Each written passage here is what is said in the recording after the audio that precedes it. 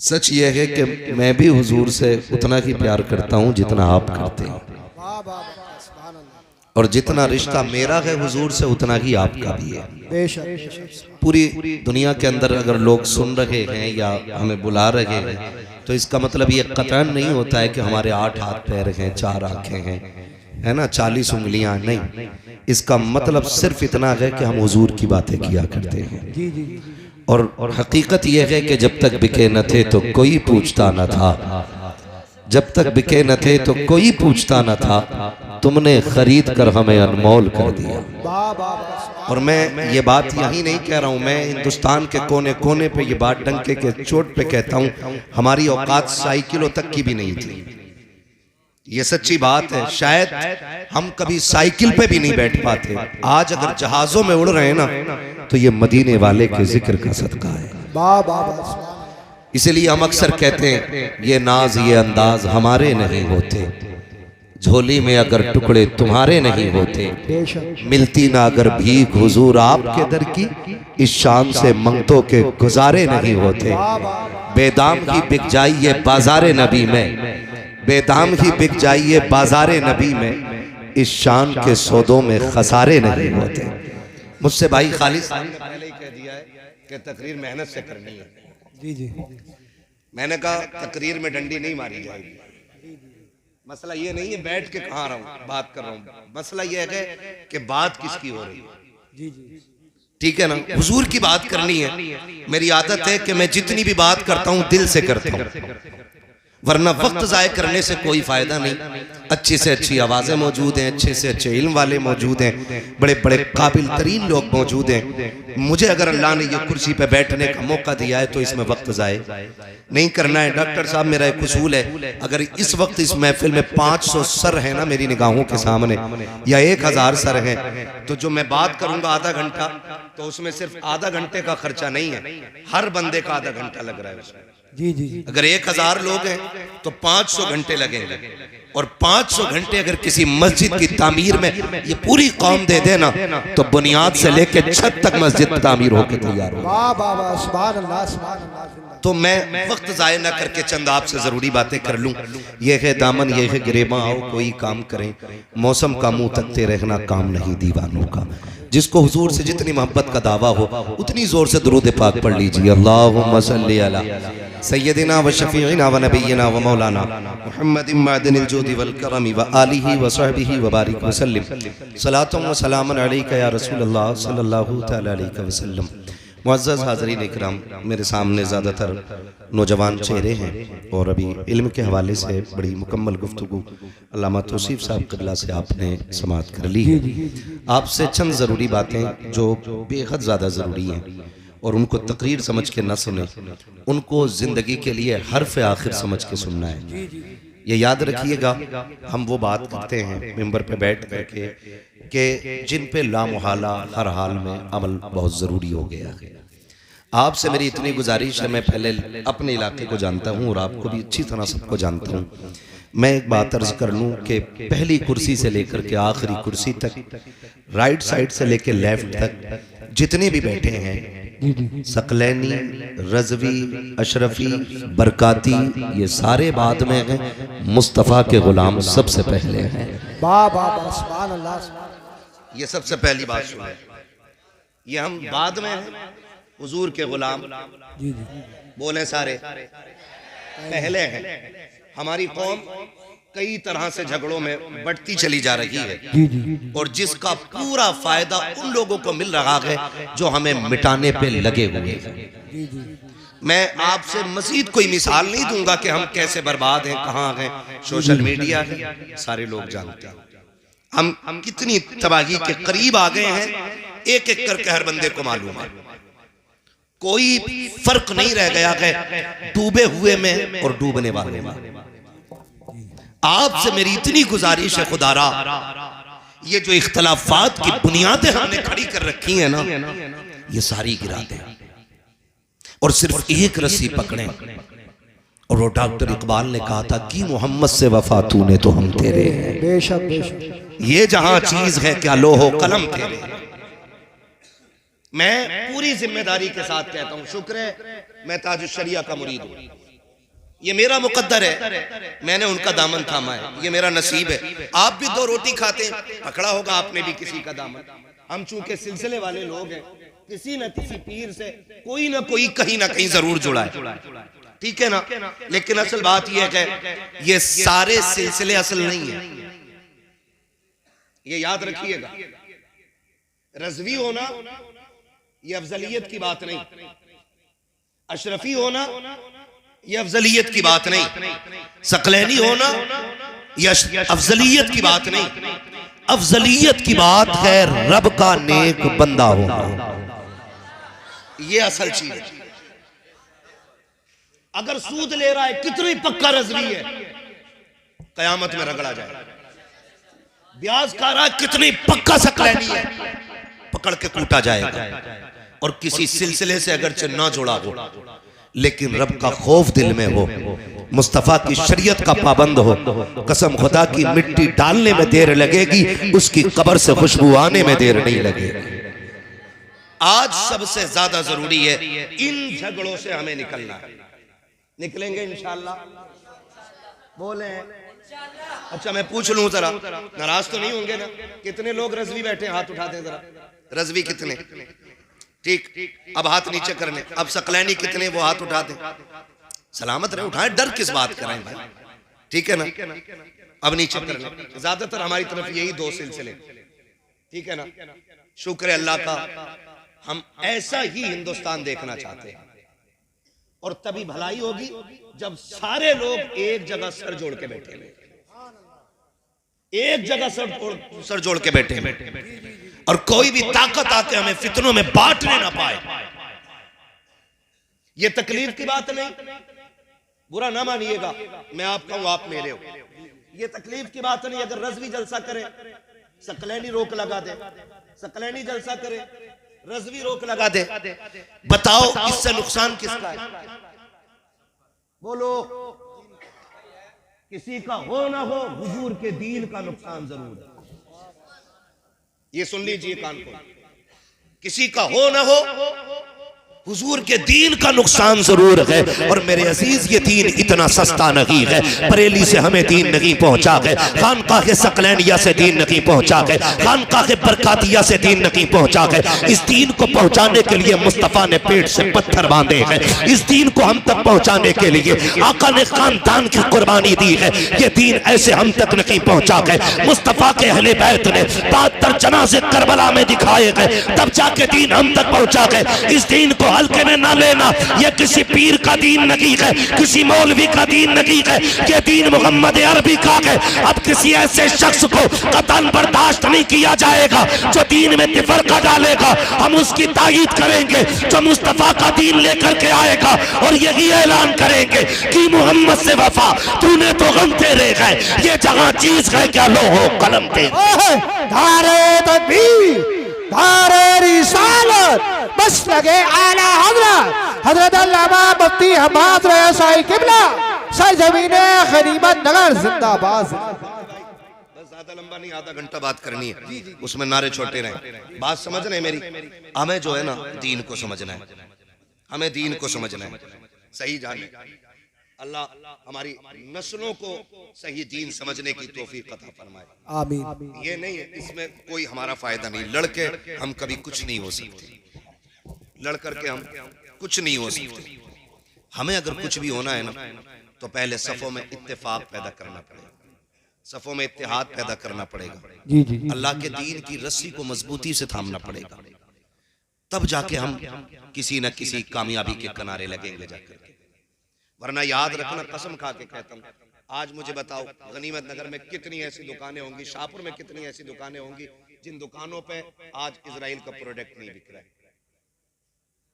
बोलो, बिक रहा है कि नहीं बिक रहा है? और किसको नहीं मालूम है कि इजराइल वो आतंकवादी कौम है कि जिसने हमारे मुस्लिम भाइयों को जिंदा दफन कर डाला है मिट्टी में, जिंदा। बताओ हमने कितनी पाबंदियां की? क्या सिर्फ ये पीर का नारा बचा के ले जाएगा? बाकी दीन का कोई मतलब ही नहीं है।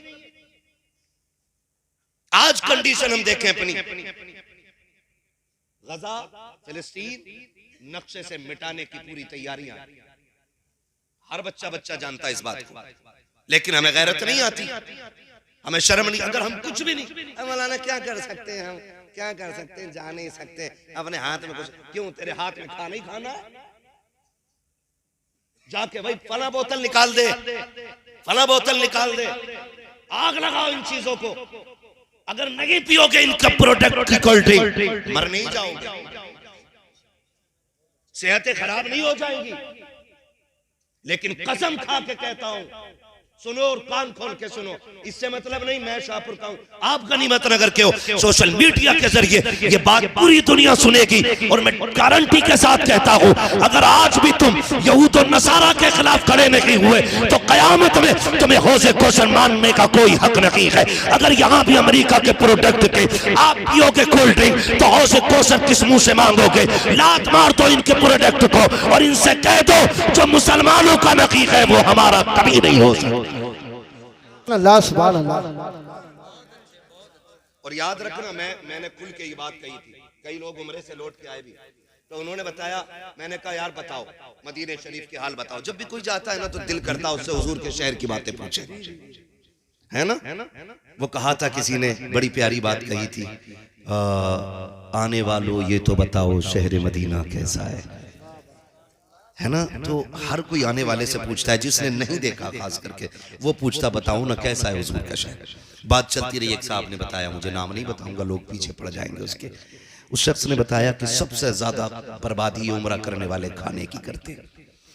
मुझे बैठे बैठे ख्याल आया, अगर हुजूर ने क़यामत में पूछ लिया कि तुम उम्रे के नाम पे मेरे शहर आए थे, तुमने लाखों का खाना बर्बाद किया था और मेरे गजा के अंदर मेरे चाहने वाले बगैर पानी के सहरी और इफ्तार कर रहे थे, तो बताओ ये उम्र मुंह पे नहीं मारे जाएंगे तो क्या बनेगा? हम कुछ नहीं कर सकते तो कम से कम बर्बादी ना करें, बर्बादी ना करें। और उन चीजों को बिल्कुल बैन कर दो जिस चीज का फायदा इजराइल को पहुंच रहा है। हम तो खुल के बात कर रहे हैं, खुल के बात कर रहे हैं। हैरत होती है, माफ कीजिएगा, अभी भी पलसाने में नुमाइश लगी थी, नुमाइश लगी थी ना, कुछ दिखे नदी का उसका झूला तो है ना, बहुत दूर से दिखता था, अब भी चल रही है। और यहाँ पे ना वो एक दिन मैं निकल रहा था, जा रहा था ना, तो वो रक्शे से ऐलान करता फिर रहा था, खालिद भाई रक्शे से ऐलान कर रहा था। और अक्सर हमारा जलसे में निकलना इलाके में जब भी जाना होता, मगरिब बाद या इशा के वक्त में होता है, तो मैंने देखा टिर्री बोलते हैं क्या उसको, मेट्रो, चलो ई रिक्शा बोल रहे इंग्लिश में ना, ई रिक्शा, तो ये इसमें भर भर के जा रही हैं लड़कियां और औरतें। ये दिन देखने रह गए थे हमें।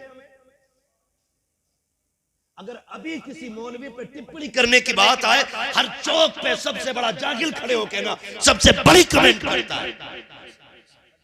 वो लोग सबसे ज्यादा कमेंट करते हैं जिनसे अपने घर में मुस्तफा का कानून नाफिज नहीं हो रहा है। गलत नहीं कह रहा हूं, रोना आता इन बातों पे। जहां हम कसरत से गए, हमें अपनी औकात मालूम नहीं है, और जहां हम गिनतियों में रह गए उनसे पूछो इस्लाम पे अमल करना कितना मुश्किल हो गया है। अल्लामा तौसीफ साहब तकरीर कर रहे थे, संभलों में आजानों की आवाजें तक नहीं आती संभल में। ये कंडीशन हो गई हमारी, और हमें आ रही है आवाजें तो हम कदर नहीं कर रहे। जिनके माइक बंद हो गए वो तरस रहे, और जहां आवाजें आ रही है वो कह रहे हैं पता नहीं हर वक्त माइक पे ही बैठे रहे क्या। ये कंडीशन हमारी है। रक्शे भर भर के ई रिक्शा में औरतें जा रही थी। मैं पूछना चाहता हूँ, जरा दिल पे हाथ रख के बताओ, मेरी बहन बेटियों से जाके पूछो, और मैं आपसे भी पूछना चाहता हूँ, ये जिंदगी कितने दिन की है? 60 साल, 70 साल, 80 साल, 100 साल, 150 साल, 200 साल, बस अगर 1000 भी हो जाए तो आखिर एक दिन मौत आनी है। ऐसा कोई बंदा नहीं जो ये कह सके मौलवी मुझे नहीं मरना है, मरना सभी को है। तो फिर तैयारी कितनी कर रखी है? हाँ, ये तो जरूर देखा जाता है कि कौन कौन जनाजे में नहीं नहीं आया है, मिट्टी किसने दी है ये पहले देखा जाता है, ये नहीं देखा जाता है कि ये जो कब्रिस्तान जा रहा है इसकी जिंदगी कैसी गुजरी है। हाथ जोड़ के कहना चाहता हूँ खुदारा अपने घरों के माहौल बेहतर कर लो, पीपल्स आने की नुमाइश हो या अपने गनीमत नगर का मेला हो या शाहपुर में लगने वाला ईद का मेला हो, बहन बेटियों से जाके कह दो तुम्हें जो रब ने निकाब दिया था ये सिर्फ पोशाक के तौर पे नहीं, सिर्फ लिबास के तौर पे नहीं, बल्कि हया के लिए पहनाया गया था। इसलिए पहनाया गया था ताकि गैर महरम की नजर तेरे वजूद पे न पड़ सके, इसलिए तुझे नकाब दिया गया था ताकि कोई बेगैरत तेरे गैरत वाले वजूद को ना देख सके। जाओ जाके बहन बेटियों से कह दो खुदा के वास्ते ये जो ई रिक्शे में भर भर के बाजारों में जाने वाली बेटियां हैं और मेलों में जाने वाली बेटियों, तुम्हें तारीख याद ना हो तो बता दो, अभी अभी किसी ने फिलिस्तीन की बेटी का इंटरव्यू लिया, उससे कहा नकाब कब तक पहनती हो, उसने कहा हम जागते हैं तब भी नकाब पहनते हैं और सोते हैं तब भी नकाब पहन के सोचे हैं। उस इंटरव्यू वाले ने पूछा था सोते वक्त क्या जरूरत है, उस बेटी ने ये कहा था ये भी तो हो सकता है कि कोई बम आके हमारी इमारत पे गिरे और वो हमारे ऊपर गिर जाए, हम उसके नीचे दब के रह जाएं और कोई हमारी लाशें ढूंढने के लिए आए। हम नकाब इसलिए पहनते हैं अगर हमारे जनाजे भी उठे तो बेपर्दा नहीं होने चाहिए, नकाब में छुपे हुए हमारे जनाजे होने चाहिए। बाबा धारे तकबीर धारे रिसालत बस लगे आला हजरत जिंदाबाद जिंदाबाद। ये फिलिस्तीन की हया है, माए ऐसी है तो अल्लाह ने शहीद होने वाले बेटे पैदा किए। बाबा सुभान अल्लाह सुभान। गलत नहीं कह रहा हूं, माए अच्छी होती है ना तो फिर औलाद भी अच्छी होती है।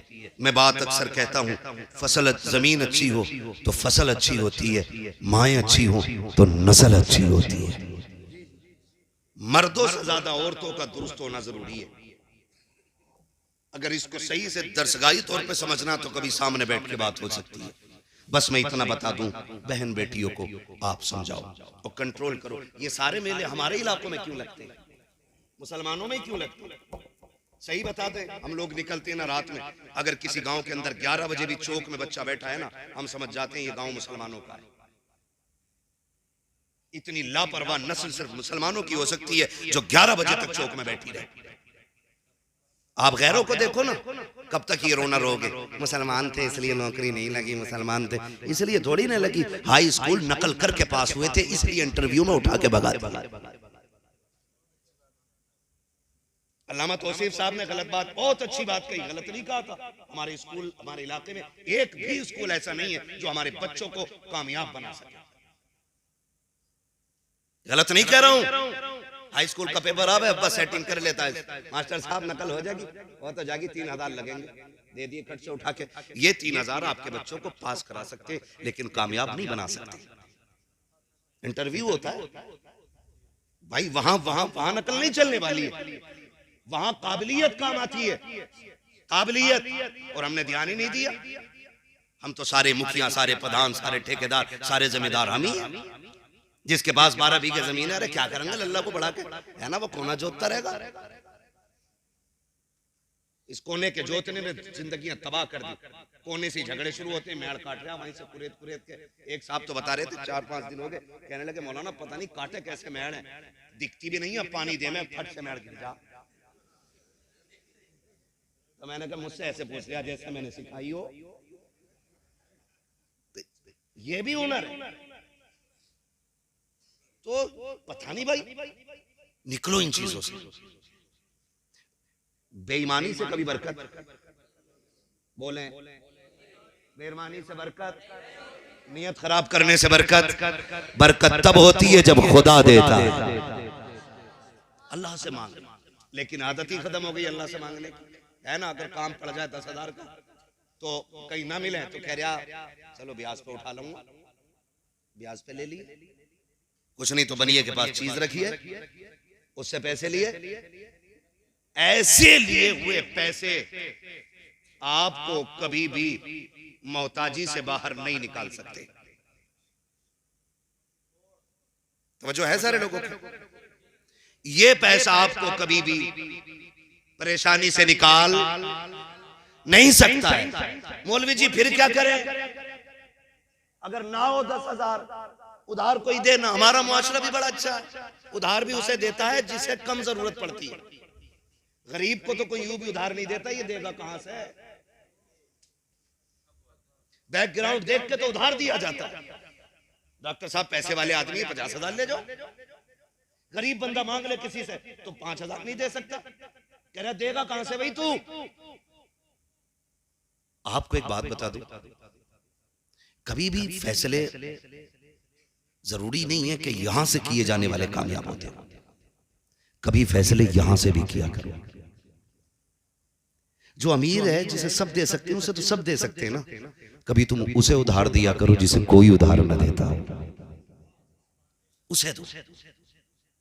ये बताओ हमें तुम्हें रोजी कौन देता है? सारे बोले, कम क्यों बोल रहे हैं भाई? जो सकलैनियों का अल्लाह वही रज़वियों का अल्लाह है, वही बरकातियों का, वही चिश्तियों का है, सभी का एक रब है ना? रोजी कौन देता है? बिना माइक के भी आवाज पहुंचा सकता हूं वहां तक। हाँ, पुल आज बना है ढेला का, लेकिन यहाँ की मिट्टी में दम बहुत पुराना है। जी जी जी, है ना तवज्जो सारे लोगों की? रोजी कौन देता है? अल्लाह। जो अमीर का रब है वही अल्लाह, वही जो अमीर का रब है वही गरीब का गरीब का रब है। तो अगर रब तुझे देने वाला बना सकता है तो फिर जो गरीब तुझसे उधार लेने आया है इसे देने के लायक क्यों नहीं बना सकता वो? जी जी जी, या तो तेरा अकीदा पक्का नहीं और या तेरी नीयत अच्छी नहीं। सीधी बात तो ये है, अगर नीयत पक्की है और अकीदा मजबूत है तो फिर रब की जात पे भरोसा सारों करो। कभी उसे भी दिया करो जिसे कोई नहीं देता। कई बार कहते मौलाना दुआएं बड़ी मांगी है मुफ्ती साहब, कबूल नहीं होती है, कबूल नहीं होती है। भाई जब तक रोए ना तो माँ बच्चे को दूध नहीं पिलाती है, कभी तू भी तो रो के रब से मांग, देख के झोली कैसे खाली आती है। आदत ही नहीं रही। हम उस इलाके में रहते हैं जिसमें हर घर में एक नेता मौजूद है। बुरा मत मानिए, ये सिर्फ गनीमत नगर की नहीं है, शाहपुर की भी कहानी। हाँ, हर घर में नेता मौजूद है। थप्पड़ लग गया, लड़ाई हो गई, अरे चल अभी चलता हूँ, 2 मिनट में FIR करा देता हूँ। वो कहता दूसरा चल मैं तुझे लेके चल रहा हूँ, ठीक है ना? हम लड़ाने के लिए नेता है, निपटाने का कोई नेता हमारे पास नहीं।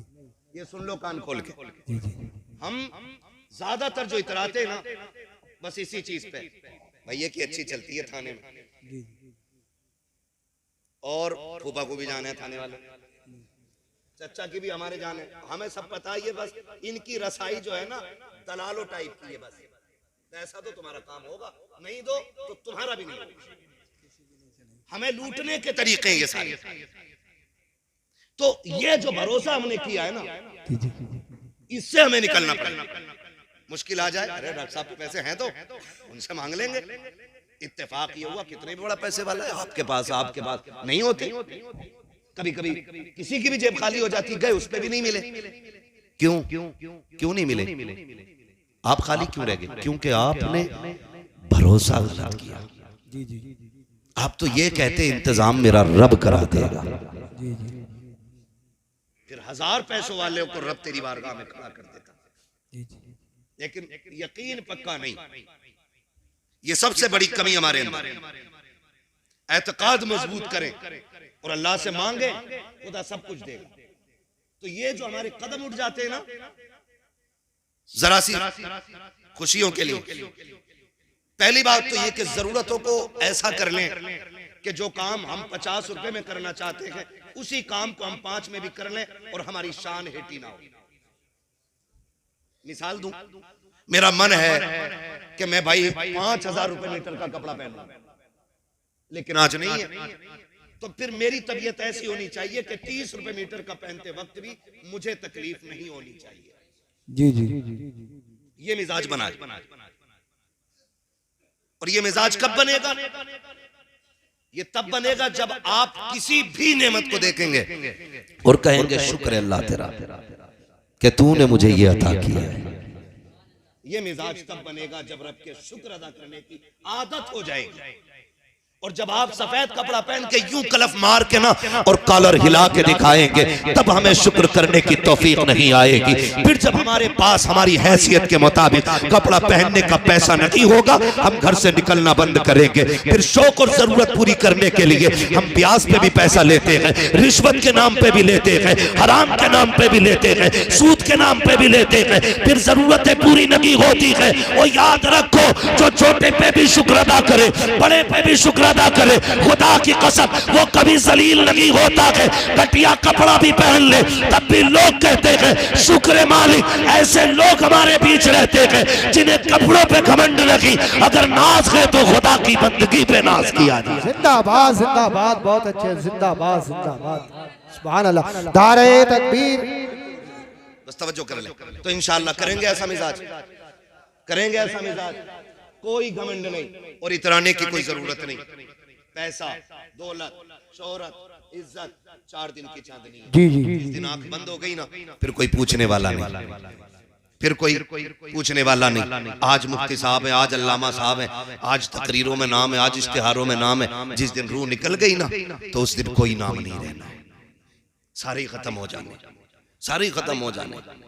ठीक है जी, मस्जिद से भी ऐलान होगा फलां साहब का इंतकाल हो गया है, उनका दफन इतने बजे है।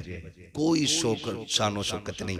जो लोग देखने आते हैं ना, फिर कोई नहीं पूछेगा अल्लामा साहब कहाँ है, हजरत साहब कहाँ है। सब ये पूछते हैं जनाजा किधर है। पीर का हो, मरीद का हो, प्रधान का हो, नेता का हो, सारे यही पूछते हैं जनाजा किधर है। जब एक झटके में सारी शख्सियतें, सारी काबिलियतें और सारी इज्जतें मिट्टी में मिल जानी है, तो फिर इतराना किस बात का है। जी जी जी, बेशक, कुछ नहीं, कुछ भी नहीं, कुछ भी नहीं। बस रिश्ते रब से मजबूत कर ले, रिश्ते रब से मजबूत कर ले। बगदाद में एक बार कत्ल हो गया मार्केट में। हारून रशीद का दौर था। तवज्जो है सारे लोगों की? जी जी, थके तो नहीं अभी आप लोग? अगर इजाजत हो तो 5 मिनट और ले लूं मैं थोड़ा सा, है ना? आधा घंटा और 1 घंटा पूरी कराओगे तकरीर। तवज्जो है सारे लोग? शजरा इंशाल्लाह वो 1.5 मिनट में हो जाएगा, उसका कोई मसला नहीं है। बस मेरी बात सुन लो, बहुत लंबी बात हो जाएगी इंशाल्लाह। बस मेरी बात सुन लो पहले, मैं अपनी बात कह लूं। अच्छा एक बात सुन लो भाई, मैं एक बात सुन। अगर डॉक्टर मरीज से पूछ के दवा देगा ना कि तुझे मीठी चाहिए कि कड़वी, कभी बीमारी खत्म नहीं होगी, है ना? डॉक्टर मर्ज के हिसाब से दवा देने की बात करता है। हाँ, थोड़ा सा मेहरबानी करना, मैं इंशाल्लाह वक्त होगा ना तो मैं सुना लूंगा। मैं जानता हूँ मर्ज यहाँ के क्या क्या, मेरा ही इलाका है ये मेरा ही इलाका है और मैं इसको अच्छी तरह जानता हूँ। हाँ तवज्जो है, शजरा सुन लेना बेटे, भी सुन लेना मेरे लाल, सुन लो थोड़ी सी जरा बात मेरी। बगदाद में ना एक कत्ल हो गया, 20 लोग ना अज्ञात में उठाए गए। अज्ञात तो सभी समझते हैं, क्योंकि अक्सर मुसलमानों पे मुकदमे जितने भी हो रहे हैं अज्ञात में ही हो रहे हैं। मुजरिम तो कोई पकड़ा नहीं जाता है ना, ऐसे 40 नाम डाल दो उठा लो, ये कंडीशन है आज हम लोगों के साथ। तो अज्ञात में 20 बंदे उठाए गए, तो 20 में से एक बंदा परदेसी भी था, जो बगदाद का रहने वाला नहीं था, उसको भी जेल में डाल दिया गया। 19 बंदे उसी शहर के थे। अब जो 19 थे ना, तो मिलने वाले आते रहे। कोई कहने लगा इसको मैं जानता हूं, इसकी जमानत मैं ले रहा हूं। किसी ने कहा भाई इसको मैं जानता हूं, इसे मैं ले जा रहा हूं। 19 के 19 बंदे चले गए, लेकिन जो परदेसी था ना, लावारिस था, उसका कोई जानने वाला नहीं था, उसे जेल में डाल दिया गया।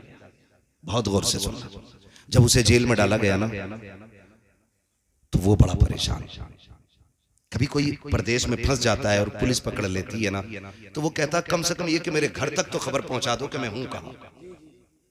ये होता है ना कोई भी प्रदेशी कि मैं कहां हूं, ये बता तो चले मेरे घर वालों को, ताकि वो कोई कोशिश कर सके। और जिन पुलिस वालों को पैसा लूटना होता है वो सबसे पहले फोन छीनते। तो उन्होंने क्या काम किया, उसको जेल डाल दिया। वो बड़ा परेशान, मुझे कोई पूछने नहीं आया, कोई हाल मेरा नहीं मालूम, बच्चों को मालूम है मैं परदेश गया हूँ, बच्चों को क्या पता, ना फोन ना खबर उस वक्त। बस ये था कि कासिद जाता खबर जाती तब जाके पता चलता ना, तो बात पुरानी है। बड़ा परेशान हो गया, जानते हो उसको जेल में डाल दिया। जब जेल में डाला ना तो उसने जब देखा सारे रास्ते बंद हो गए, उसने फिर मुसल्ला बिछा लिया और रब की बारगाह में रो के कहता, मालिक मेरा जानने वाला भी तू ही है, मुझे बचाने वाला भी तू ही है। अल्लाह इस जेल में मुझे कौन आएगा बचाने के लिए? अल्लाह जिनके जानने वाले थे उन्हें बचा के ले गए, जिनके सिफारिशी थे उन्हें लेके चले गए। मालिक मैं परदेसी हूं, तू जानता है मैंने कसूर नहीं किया है, मैंने कोई कत्ल नहीं किया, ए मेरे परवरदिगार रास्ता आसान फरमा दे। जब इसने रो के सजदे में इतनी बात कही है, इधर बादशाह बिस्तर पे सोया हुआ है, ख्वाब आता है, उठ बिस्तर से, कहा हुक्म क्या है? कहा तेरी जेल में मेरा बंदा बेकसूर बंद है, उसे जाके आजाद कर। उठा बादशाह बिस्तर से दौड़ करके आया, आकर के तलाश कर रहा है, सारे खाने बंद हैं, कहीं से किसी की आवाज नहीं आ रही है। एक खाने के अंदर गया, अंधेरा था, कान लगा के सुना, उसके अंदर कोई रो के कह रहा था, मालिक मेरा सिफारिशी भी तू है, मेरा जमानती भी तू है, मेरे गवाही देने वाला भी तू है, मालिक मेरी सफाई को जानता भी तू है, मैं बेकसूर हूँ, इसकी सबसे बड़ी दलील भी तू है। जैसी उसने रो के कहा है, बादशाह ने कंधे पे हाथ रख के कहा, चल यार तेरी गवाही मिल गई है। हाथ पकड़ के बादशाह लेकर के चला गया।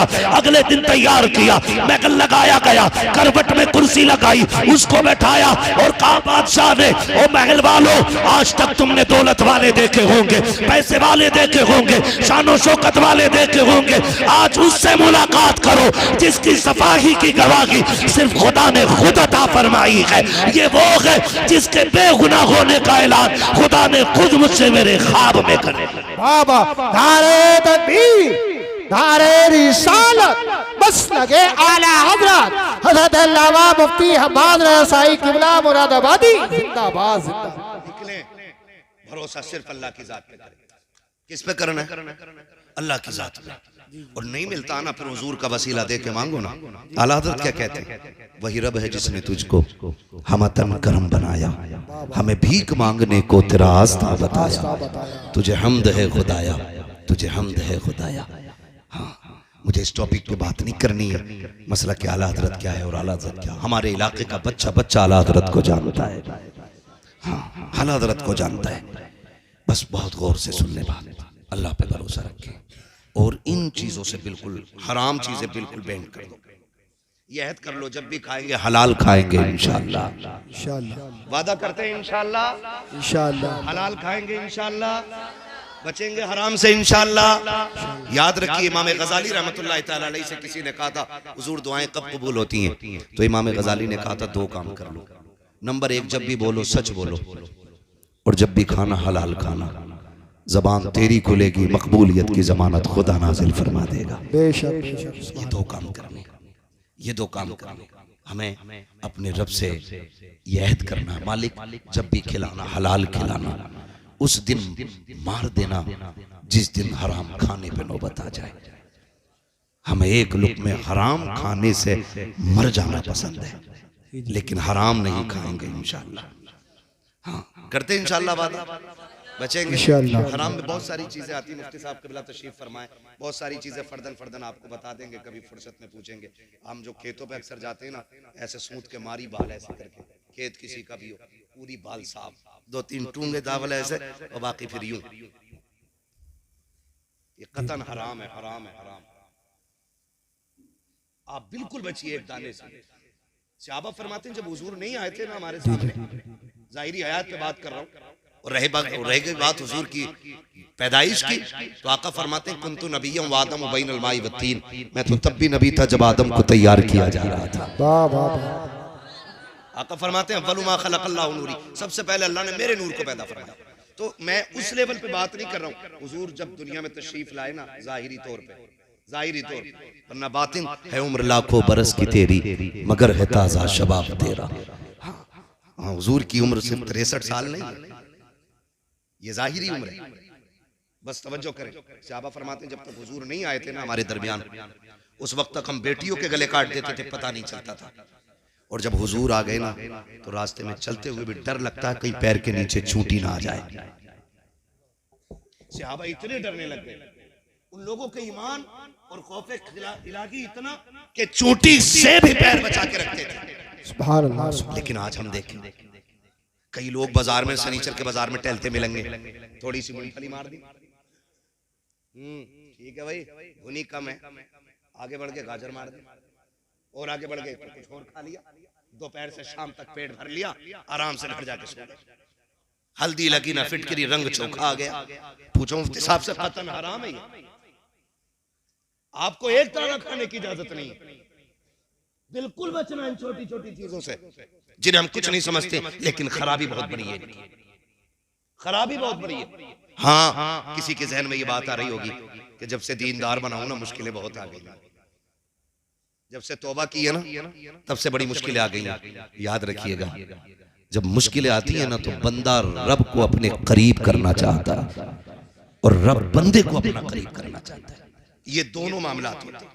मुश्किलें अगर आपके करीब आ रही है ना तो सिर्फ इसलिए आपको आजमाइश में डाला जा रहा है कि रब आपको अपने करीब करना चाहता है। बंदा जब मुश्किल में होता है ना फिर कहता है या अल्लाह तू ही है। गलत नहीं कह रहा हूँ, फसल अच्छी हो जाना तो कोई भी कह दे कि ना पंतनगर का बीज लाया था, जी जी जी, तो कहाँ के बीज हमें अपने पंतनगर का ही ज्यादा आता है ना, कि पंतनगर का बीज था, ये लंबी बात, और फिर अल्लाह की मार, वो चाहे तो बाले ही बाले रह जाती है, दाना मार देता है, दाना मार देता है। तो फिर कह रहा मुकद्दर में ही ना था, मुकद्दर में, अब मुकद्दर में ना था। जब फसल पैदा हुई तो कह रहा पंतनगर का कमाल है, यूरिया 3 डाले 18 पानी दिए थे इसलिए जाकर के ये फसल मिली है। जब उस लेने की बारी आई, मौलवी जा इसमें मेरा खाद लगा है, मेरी मेहनत लगी है, इसमें तूने क्या दिया जो उस लेने के लिए आ गया? हाथ जोड़ के कहता हूँ अल्लाह कादिर मुतलक है, जब लेने पे आता है चमड़ी उधेड़ देता है और जब देने पे आता है तो पत्थर के अंदर भी कीड़ों को हरी पत्तियां खिला देता है। रज़ाक भी वो है, कादिर भी वो है, कादिर मुतलक भी वो है, रब भी वही है, अल्लाह भी वही है। ओ लोगों अपने आप को बेहतर करो। क्या तुमने नहीं देखा वो कैसा कादिर मुतलक है? कोई माई का लाल ला के दिखा दो जो मुट्ठी में रख के एक दाना जमा के दिखा दे। 35 साल तक एक दाने को मुट्ठी में लेके खड़े रहो, एक पेड़ नहीं जमा सकते हो। और वो ऐसा कादिर मुतलक है जिस दाने को तुमने मिट्टी में डाला, एक मोटा डीम उसके ऊपर रख दिया, अब उसका करम देखो, उसने उस गेहूं के दाने से बारीक सी कोपल निकाली, धीम और डेले बड़े मजबूत थे, उसने सबके सीने चाक किए, उसके अंदर से बारीक कोपल को निकाला। अगर तेरी मेरी बात होती एक पौधा पैदा नहीं कर सकते थे, एक दाना नहीं बचा सकते थे, उसने जमीन का सीना चीरा, एक पौधे को कोपल बनाया, कोपल से पौधा बनाया, पौधे से दरख्त बनाया, दरख्त से बालें निकाली, बाल में दाना डाला और फिर ऐसी पैकिंग की, हजारों बारिशें होती रही लेकिन गेहूं सूखा रहा, कितने तूफान आते रखे लेकिन गेहूं तक हवा नहीं पहुंची। वो ऐसा कादिर मुतलक है, सब कुछ वही करता है। और जब तुमने ये कहा था ये मेरे खाद का कमाल है, ये मेरे बीज का कमाल है, तब खुदा की रहमतें कह रही थी नादान तू तो दाना डाल के आ गया था, इसको कोपल हमने बनाया है, पौधे की शक्ल हमने दी थी, तू तो रात को सो रहा था, रात को हमने इसको ठंडी हवा के झोंके खिलाए थे, तू तो घर पे लेटा था, हमने शबनम से इसका चेहरा धुला था, तू तो सोता रह गया, सुबह की सूरज की धूप से हमने इसको बेदार किया। तुझे क्या पता कि जब ये तनखा खेत में खड़ा था तब हमने बादे सबा चलाई थी और इसको हमने एक दरख्त बनाया था, एक दाने में 7 बालें निकाली, हर बाल में 70 दाने दिए, ये हमारा कमाल था। अगर तुझे ये लगता है ये तेरा कमाल है तो सुन, अगली फसल नहीं उठा पाएगा, ऐसा अजाब नाजिल करूंगा, मैं गन्ने को करोना कर दूंगा, खड़ी खेत में सुखा दूंगा, फिर हम जाने कौन लेके आता है। और तुम्हें खुदा का वास्ता अल्लाह से लड़ाई ना लेना, जो उसका हक है वो उसको दे दो, और जब वो देने पे आएगा तेरे एक का नहीं, अल्लाह तेरी 7 नस्लों का गुजारा फरमाए। वाह वाह वाह, जिंदाबाद जिंदाबाद, नारे तकबीर, नारे अल्लाह अल्लाह अल्लाह अल्लाह। ओ भाई कभी ये मत कहना अल्लाह जब भी दे शुक्र मालिक, जी जी जी, वाह वाह वाह, कभी नुकसान भी हो जाए और किसी के आगे रोना नहीं, मालिक कम दिया तो भी तूने दिया, शुक्र है तेरा, ज्यादा भी तू ही देता है। तू उसके कम पे शुक्र अदा करके देख, अगली बार तुझे इतना बढ़ा के देगा ना कि लोग तेरा चेहरा देखने के लिए आएंगे। अल्लाह माँ बाप से ज्यादा मेहरबान है, माँ बाप से। लेकिन गलती हमने की है ना, तकलीफ आ जाती है ना तो हम बड़े आदमी के पास दौड़ते हैं, यार भाई हमें बचा लो, हमें निकालो, हमें निकालो, हमें बचाओ इससे। होना क्या चाहिए, जब मुश्किल आ जाए ना तो फिर मस्जिद की तरफ दौड़ो, आओ मस्जिद की तरफ। जुम्मे को आ रहे आप घड़ी देख के कह रहे अच्छा 5 मिनट ऊपर निकल गए, अगला इमाम बदल गए।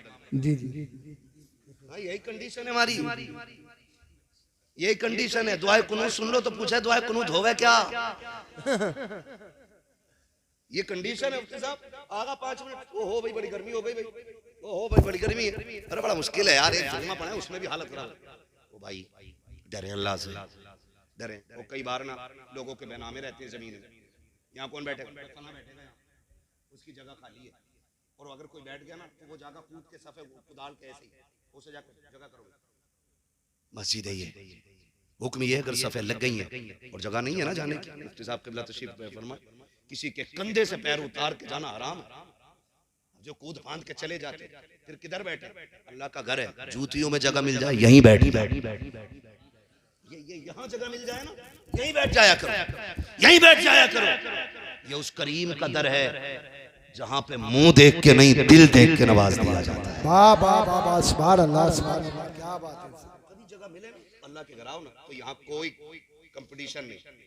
एक जगह अभी इधर उधर की साइड में मेरे ख्याल से बेल्ट चल गई थी, इधर बहुत बड़ा साइड है ना, देखा होगा ना वीडियो, कितनी गैरत की बात थी, कितनी गैरत की बात थी। लोगों ने क्या मैसेज दुनिया ने दिया हो, सोचे जरा क्या मैसेज दिया हो। मस्जिद में कोई जगह, और मस्जिद में आके बैठो ना तो अगर 5 मिनट भी ज्यादा हो जाए तो बैठे रहो। मुफ्ती साहब क़िबला तशरीफ फरमाए, पूरी गारंटी के साथ, जितनी देर मस्जिद में नमाज के इंतजार में बैठते हो अल्लाह बैठने में भी नमाज का सवाब अता फरमाया करता है। पहली बात तो हम आते ही नहीं, हमें वक्त नहीं मिलता, किसी को मजबूरियां जरूरतें इतनी घेर लेती हैं कि परेशान हो जाते हैं। लेकिन यह है कि शैतान गालिब नहीं आता। जुम्मे के दिन आ गए हम, चलो बैठ के मस्जिद में, तो फिर घड़ी देख रहे हैं, बात सुनने तैयार नहीं है, और फिर तनकीद कर रहे हैं एक दूसरे पे। बिल्कुल नहीं, बिल्कुल नहीं। अल्लाह के घर में आया करें, मुश्किलें आ जाया करें, फिर देखें अल्लाह कैसे काम बना देता। अगर मुश्किलें आ रही है ना हमारे आगे तो फिर नाराज नहीं होना, कोई गुस्सा नहीं। मालिक शुक्र है, अगर तू मुझे इस हाल में देखना चाहता है तो मैं इसी में राजी, मैं इसी में राजी। सांसों का मालिक अल्लाह है, नहीं खाएंगे बोटी, नहीं खाएंगे गोश्त। अगर तू इस बात में राजी है कि मैं वाक़ई करूं तो तेरे लिए राजी है, फिर कायनात को तुम्हारे लिए ना मोड़ दे तो फिर बात करना। तारीख में बहुत बड़ा नाम हजरत इब्राहिम बिन अदहम, बहुत बड़ा नाम हजरत इब्राहिम बिन अदहम का नाम। तख्ते शाही है, लेकिन दिल में इश्क़ खुदा जब जलवागर हुआ ना, ठोकर मार दी तख्त को, और ठोकर मार के ना जंगलों में निकल गए रब के लिए। जब जंगलों में निकल गए तो सगे मामू मुलाकात हुई, देखा दरिया के किनारे बैठकर ना गुदड़ी सिल रहे हैं, वो बड़े पुराने लिबास थे है ना, गुदड़ी सिल रहे हैं। तो कहने लगे भांजे ये जिंदगी अच्छी थी या वो तख्त पे बैठने वाली जिंदगी अच्छी थी। कहने लगे क्यों मामू? कहने लगे वो कितना अच्छा दौर था कि हीरे जवाहरात तो तुम्हारे ताज में लगे हुए थे और सैकड़ों लोग हाथ बांधे आगे पीछे खड़े रहते थे, तुम्हारे इशारे की देर थी, और अब देखो अपने हाथ से कपड़े सिल रहे हो। क्या पाया आखिर आपने वो तख्त छोड़ के? जब इतनी बात सुनी ना तो सुई थी दरिया में फेंक दी। मामू ने कहा भांजे एक सुई थी वो भी फेंक दी, अब कपड़े कैसे सिलोगे? तो आपने फरमाया अच्छा। आपने आवाज दी मछलियों मेरी सुई लेके आओ। तो जितनी मछलियां थी ना सारी किनारे पे आ गई और सबके मुंह में सोने की सुइयां मौजूद थी। मामू देख रहे हैं, मामू देख रहे हैं। आपने कहा मैं सोना अगर चाहता तो यहां क्यों आता, मुझे मेरी सुई चाहिए जो मैंने फेंकी है। एक मछली आपकी सुई लेके आ गई, आपने वो सुई ली। का मामू यही थी ना? कहा हाँ। कहने लगे ये सब कुछ कैसे कर लिया? फरमाने लगे मैंने दुनिया रब के लिए छोड़ दी, उसने दुनिया लाके मेरे कदमों में डाल दी। अगर अकीदे मजबूत होना तो आज भी मंजिलें आसान हो जाती, आज भी मंजिलें। मैं नौजवानों से खास कर कहूंगा अपने रिश्ते मस्जिदों से मजबूत करने। हमारे रिश्ते मस्जिदों से बहुत कमजोर हैं, खाली जुमे को फर्ज समझते हैं हम लोग। बाकी टाइम की फर्जियत से मतलब ही नहीं। अगर कामयाबी चाहते हो तो सजदों के करीब हो जाओ। सजदे असले मुसलमान का सबसे बड़ा हथियार क्या है? सजदा है। सलामत रहे। क्या है? बोल सकते हैं आप लोग भी अगर नाराज ना हो। क्या है? सजदा सबसे बड़ा हथियार है और यही हमारे पास है। यही हमारे पास नहीं। इसकी ताकत जानते हैं आप? दोनों बातों की मिसाल देने लगे और बात खत्म कर लूंगा इंशाल्लाह। दोनों बातों की मिसाल है। नंबर एक, मुश्किल आए तो खुदा की बारगाह में दौड़ना। ठीक है ना? ये याद रखें, ये कार्ड हमें मालूम रहते हैं कि भाई ये कार्ड मेरे पास फला विधायक का है, फला नेता का है। ठीक है ना? कोटेदार के दरवाजे पे 8 दिन बैठोगे तब जाके 5 किलो ना तुम्हें मुश्किल से ज्यादा देगा वो। और उसके बाद 365 दिन जलील करता। हाँ, ये बैठा रहता हुआ 5 किलो के चक्कर में, और लोग इसे इज्जत समझते हैं। अल्लाह भूखा रखे, किसी गरीब का हिस्सा हराम का हमें ना खिलाए। दुआ मांगा, ये दुआएं मांगा करो। तो आदमी लालच करता है, मुश्किल आती है। आपने नाम सुना होगा हजरत हबीब अजमी, बहुत बड़ा नाम है। आप सूद का बिजनेस बहुत बड़ा था। यहां तक लिखा गया कि एक वक्त का खाना भी बिना सूद के पैसे का नहीं होता था इनके घर में। इतना बड़ा धंधा इनका सूद था। बीवी कहने लगी, सरदार डरे अल्लाह से, कहीं ऐसा ना हो किसी दिन मुश्किल आ जाए। कहते थे तू मेरे मातहत है, तू काम कर अपना, मुझे मेरा काम करने दे। लिखा है कि एक दिन हबीब अजमी ना किसी से अपना सूद का पैसा लेने के लिए, उधार अपना वापस लेने के लिए गए। वो बेवा औरत थी, उसने कहा जी मुझ पे पैसा नहीं है, मैं फिर दे दूंगी। आपने कहा मैं खाली नहीं जाऊंगा, कुछ तो लेके ही जाऊंगा घर से। उसके घर में आप नजर डालने लगे ना तो एक कपड़े में लिपटा हुआ गोश्त का टुकड़ा रखा हुआ था। आपने ना वो देखा तो उसमें गोश्त, और जब लेके चलने लगे ना तो बेवा औरत चीख पड़ी। उसने कहा हबीब मेरे बच्चे यतीम हैं, बहुत जमाने से मेरे बच्चों ने गोश्त नहीं खाया। बच्चे कह रहे थे अम्मी कभी हमें भी खिलाना गोश्त कैसा। हबीब बड़ी मुश्किल से ये टुकड़ा मिला है गोश्त का, खुदा के वास्ते ये तो छोड़ के चला जा। फरमाने लगे चल छोड़, धक्का दिया और लेके आ गए। बीवी से कहा इसको बना। बीवी ने हांडी बनने के लिए रखी। कहने लगे मैं नहाने जा रहा हूँ। जब नहा के वापस आए औरत की चीख निकल गई। कहा क्या हुआ? कहा मैं कहती नहीं थी अल्लाह का अजाब आ जाएगा। हबीब आज अजाब आ गया है। कहा क्या हुआ? कहा जो गोश्त बनने रखा था ना आज हांडी में सारा खून बन गया है। अगर वो रस्सी को ढील दे रहा है ना तो ये मत समझना कि अल्लाह बड़ा मेहरबान है, हमें छोड़ रखा है, हम पे मेहरबान है। नहीं, कभी कभी रस्सियां इसलिए भी ढीली रखी जाती है कि कर कितना करेगा, जब मैं पकड़ूंगा फिर कोई बचाने वाला नहीं होगा। ये भी याद रखिए। हबीब आज खून का, आज खाने का खून बन गया। हबीब अजमी ने देखा, चीख निकल गई। काब के दर काब तौबा करनी है। हबीब अजमी निकले तौबा के लिए। बात लंबी होगी, तफसील से बताऊं। आखिरकार तौबा कर लिया आपने, और जब तौबा कर ली ना तो पूरी जिंदगी, चूंकि ब्याज का पैसा था, कोई और बिजनेस नहीं था, अब घर में फाके होने लगे, दिक्कत आ गई। बच्चियां जवान थी। एक दिन बीवी शरीक हयात कहने लगी मेरे सरताज। कहा जी। का बात यह है कई दिन का फाका हो गया है, बच्चियां जवान है, किया जाए, बच्चियों की भूख नहीं देखी जाती है। कहा फिर कहा जाके कोई मजदूरी तो कर लो। हबीब कहते हैं कौन मुझे काम देगा? देख मेरे बाल सफेद हो गए, कमर झुक गई है, कौन मुझे काम के लिए रखेगा? कर निकलना रब का नाम लेके, जब निकलेगा कोई ना कोई रब इंतजाम कर देगा। हबीब अजनी ने घर से थैला लिया और मंडी की तरफ जाने लगे जहां मजदूर खड़े होते थे। और जब मंडी की तरफ जाने लगे, घर से निकले। बीवी ने कहा हबीब ठहरो तो सही। बीवी ने कहा ठहरिए। कहा अब क्या बात है? उसने कहा इय्याका वल हराम, खबरदार खाली लौट आना, लेकिन हराम का मिले तो आज भी लुकमा ना लेके आना। हम और बच्चों को 1-2 दिन फाके से पाल लेंगे, लेकिन हराम का एक लुकमा मत लेके आना। इतना सुना हबीब आंखों में आंसू लेके मंडी में आ गए। आके मंडी में खड़े हो जाते हैं। लोग आए, सबने ताकतवर जवान मजदूरों को लिया, लेके जाने लगे। हबीब आगे बढ़े, कोई मुझे क्यों नहीं लेके जा रहा है? आप कहते मुझे भी ले चलो। एक नौजवान ने कहा बड़े मियां क्या करोगे तुम? तुम्हारी उम्र तो देखो और फिर काम देखो। मंडी में आके खड़े हुए, क्या कर पाओगे? आप कहते हैं सुन, अगर मैं आराम करने की स्थिति में होता तो बाजार में आके ना बिकता, अगर मजबूरी ना होती तो मैं यहाँ मंडी में आके खड़ा ना होता। मुझे ले चल, 10-20 रुपए कम दे देना। उसने कहा जाइए आप काम के लायक नहीं है। अल्लाह अकबर। इतना सुना हबीब अजमी की आंख में आंसू आ गए, बंदा चला गया। आप मंडी में खड़े रहे, सूरज चढ़ते चढ़ते जब सर के करीब आ गया, आपने साये को देखा, कब साया तो मेरे बराबर हो चुका है, आप परेशान हैं, जाएं तो कहां जाएं। घर जाते हैं तो वो जो थैला उम्मीद पे लेके घर से आए थे वो आपको वापस नहीं जाने देता है। फिर सोचा किधर जाएं, सामने मस्जिद का दरवाजा नजर आया, आपने दौड़ लगाई, मस्जिद में गए, वुजू किया, 2 रकात नमाज अदा की है और फिर रो के कहते मेरे परवरदिगार, ये दुनिया वाले मुझे काम के लायक नहीं समझते हैं, इन्होंने मुझे ठुकरा दिया है। ए मेरे परवरदिगार, मैंने तौबा कर ली है, मैं कभी हराम बच्चों को नहीं खिलाऊंगा। मेरे मालिक ये तो मुझसे काम नहीं ले रहे हैं, मैं तेरे घर में आ गया हूँ।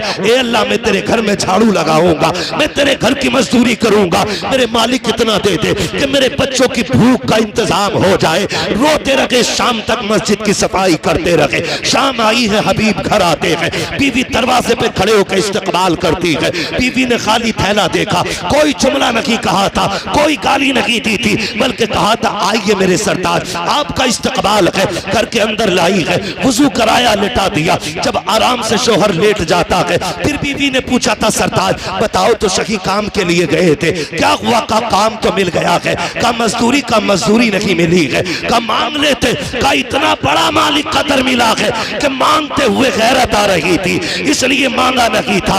आज का काम किया है, शायद कल मिल जाएगी।